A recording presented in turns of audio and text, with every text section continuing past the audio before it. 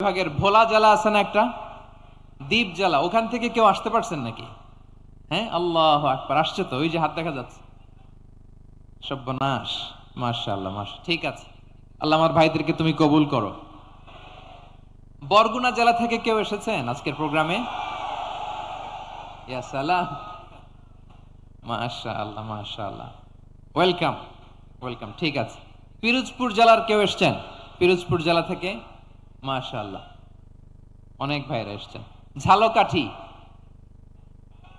মাশাআল্লাহ, ঝালকাঠির অনেক আসছে। তারপর বরিশাল জেলা থেকে কারা কারা এসেছেন? বরিশাল, মাশাআল্লাহ তাবারাকাল্লাহ। এবার পটুয়াখালী জেলার কারা কারা দেখি?